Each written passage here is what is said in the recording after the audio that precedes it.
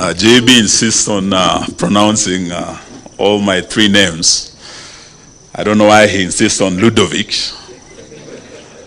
But this is your night, JB. It's not our night. I think ours here is to just congratulate him. So worry not about long speeches tonight. JB, congratulations. Just to agree with what my brother Philip Kisia said, that on this table here, we have the 6th President of the Republic of Kenya. And when Philip said that, I saw some of you turning your heads and you said, which one? Which one? Well, so far we're about 6 party leaders and presidential candidates. I think it's only Martha Karua who is not here, but at Ufungamano she was unveiled as the party leader of PLP and the presidential candidate. Matiang'i was endorsed the other day as the Jubilee flag bearer. The Honorable Stephen Kalonzo Musyoka, I think, had one of the most colorful at Uhuru Park as the Wiper Patriotic Front flag bearer. The Honorable Rigathi Gachagua is the DCP flag bearer. And Eugene Wamalwa is the DAPK's flag bearer. So we are 6, but the 6th president will only be 1. I have a feeling that on this table, this is where we require order.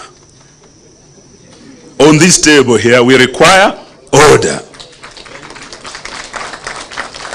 For one term to be real, we require order on this table. I have a feeling JB Muturi might just be the man who might bring order on this table. I believe those of you who live in this country and those who live outside the country, the diaspora who are following this event, know that we have a broken government. From the health sector to education, everything is broken. And we need order to be restored in all the sectors across. And for that to happen, we need a leadership that can create order, an honest leadership, a leadership of integrity. People who can look each other in the eye and look Kenyans in the eye and tell them this country is headed in the wrong direction. And we must have an about turn to save our country. I met JB Muturi kitambo sana, but those of you who know him, I think he's one of the most honest politicians I've ever met. And he's one leader who is very principled. To bring that order, we require that leadership of integrity and principled leadership. As Mahatma Gandhi once said, the greatest of the 7 sins that he talked about is that sin of practicing politics without principle. Here tonight, we celebrate a leader who through his public service, and is one man who's worked across all 3 arms of government, from the judiciary to parliament to the executive, and he has shown integrity and honesty. Sometimes it has costed him. When we in Azimio on the streets, with the Right Honorable Raila Odinga, Kalonzo and others, may the good Lord rest his soul, and we talked about abductions, and the president said there's nothing like abductions. He's not aware. His own minister came out and said his son had been abducted. We've seen his family here tonight, and one of them, I don't know which one. Who was it? Leslie is the one who was abducted. Now, hearing it from a government minister saying, yes, abductions are going on in Kenya, and my own son tonight has been abducted, shocked not just Kenya, shocked the world. And he told Kenyans the truth, that these abductions are happening, and I had to talk to the president himself and demand that they give me back my son. And the president made one call to one Haji, and his son was returned to him. Who would have imagined a minister, a sitting minister, can actually expose a rot in a government and be as honest as JB was? It was just a matter of time before he was kicked out.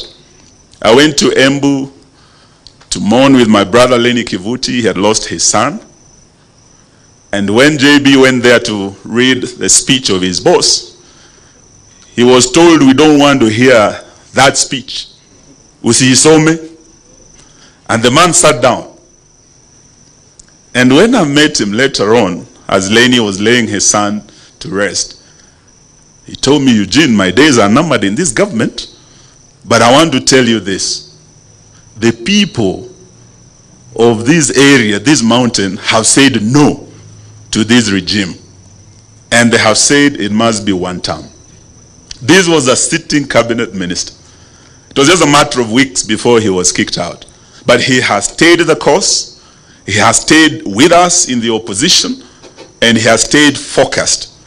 I believe reading his book, we'll all be inspired to do much more than we should be doing to serve our country. He is a man who would march into hell if necessary for a heavenly cause, as Elvis Presley once sang. And I'm proud to call him my friend. Congratulations, JB. Asante sana, Mungu akubariki.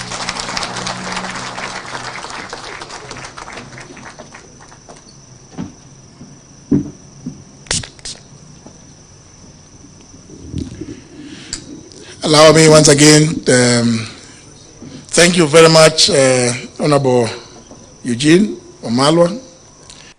Allow me, my sister, the former Cabinet Secretary for Water, Public Service, Agriculture as well, the Honorable Cicely Kanini Kariuki. Thank you very much, my sister. I recall attending at your function at the lodge of your book. Was it last year or in this same grounds? Thank you very much for coming as well. Actually, at the time, Eugene, I was sitting in the National Security Council. And His Excellency, the Deputy President, Rigathi Gachagua, is my witness that council had never discussed anything to do with the issues of extrajudicial killings, abductions, and forced disappearances. As the Attorney General, he's an automatic member of the National Security Council. Indeed, at that occasion, at the United